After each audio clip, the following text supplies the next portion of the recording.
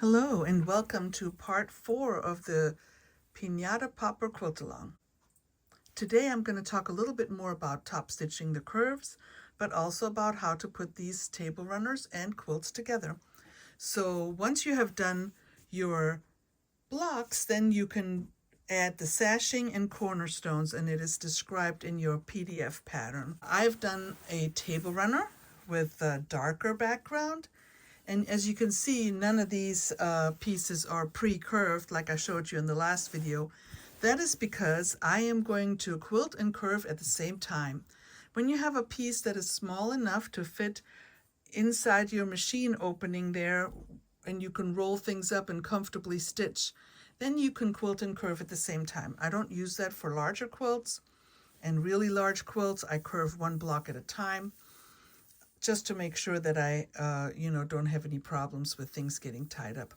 But so the first thing I've done is, of course, do the basting, and I like to use a basting spray. The 505 basting spray works really well, and I baste on my wall because I don't have a lot of room in my sewing studio.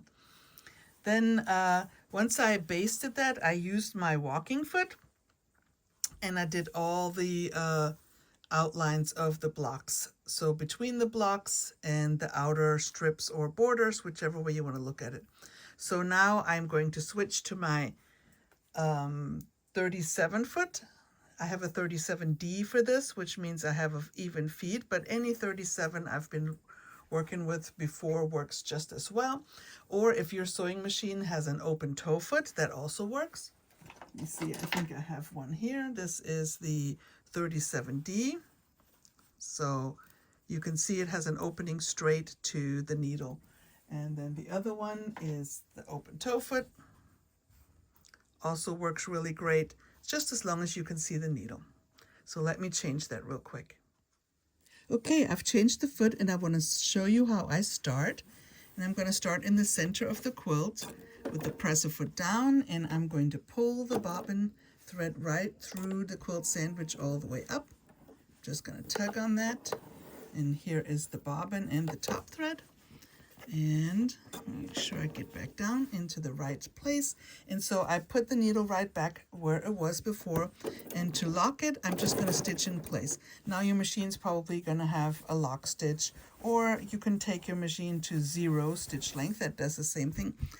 I just hold it in place, and even though the feed dogs are moving underneath, because I'm holding the quilt, it's not going anywhere. And then I'm going to stitch right along the long side here of the Piñata Popper, and you'll see when you do that, it'll kind of lock everything in and make everything so much easier. So now I'm coming to a place that is the flying geese, the dimensional flying geese, and I'm going to show you how I do that. So let me turn that, and I'm going to make this a little bit bigger for you so you can see it. Okay, so as you can see, my needle is inside right there in the corner, and so I'm going to pull this back as far as it wants to go without wrinkles, and then I'm going to just slowly go on top of the formed curve. Now you can use, a stiletto, whatever helps you get your curve under control here, or your machine. A lot of times, because my seam ripper is out, I use my seam ripper.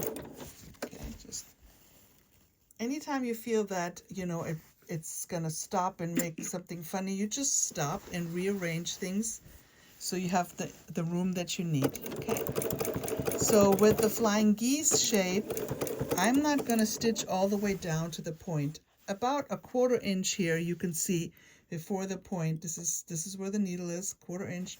I'm going to stop, and then I'm going to pivot to the other side 180 degrees, and then I'm going to fold this over, and the needle comes out and goes back down. This is a fold over technique that I use, and it makes all my curves look similar and easier to make them all the same. Because if you kind of split the curve in the middle, it's very hard to keep it the same. I'm going to stitch all the way around here until I get back to the straight or to the corner. And then I'm also going to do what I did before, as in stitch in the ditch. Just go slow and try to be on the what I call the valley side of the ditch. And then I kind of feel which way it is before I stitch sometimes if I can't see. Okay, so here I am for this part. And peel this back as far as it wants to go, take a couple stitches, and that's the time I smooth things out. I just take a few stitches first, one thing at a time, and I'm going on to the other side. Okay, right there in the point, 1/4 inch before the point, I pivot, and let me see if I can make that even bigger for you to, even bigger for you to see. I'm going to pull this one over top of the other. The needle's still in there, then I'm pulling the needle out and putting it back in. So I have folded one side over the other. Let me get that back so we can see better. And stitching out to the other side. Okay. And then I'm going to complete the ditch stitching. Wow. In the ditch stitching, and I'm just using my regular presser foot